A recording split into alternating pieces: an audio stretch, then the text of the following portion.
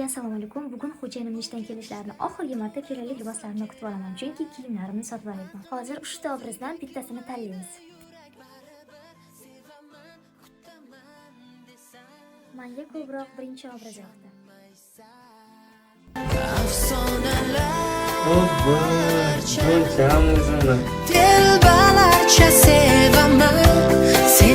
Keling ko'ylaklarda. Sizni oxirgi marta kerakli ko'ylaklarni kutib olaydim. Nimaga? Sotyapman?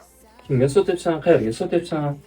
Yangi mango ilova topib oldim. Super yaxshi ilova topib olgan paytim sotib olay. Bo'lmasa bekorga joyini olib o'tirib shuncha narsalarni. Hamma narsani sotsa bo'lar ekan. Unda men buni ikkinchi telefonimni ham sotib olaylik. Keyin kakos uyda eski notebook ham bor edi. O'shani ham sotib olsam, men senga yangilab berardim. Bo'ladimi? Mango ilovasiga kirib, e'lon berish tugmasini bosamiz va sotmoqchi bo'lgan mahsulotimizning nomini yozib, kategoriyasini belgilab olamiz. Mahsulotimizning narxini yozib olamiz va barcha tavsiflarini ham yozish esdan chiqmasin, hattoki rasm belgilasa ham bo'ladi. E'lon yaratish tugmasini bosamiz va tayyor. Mango ilovasida sotish oson ham xavfsiz.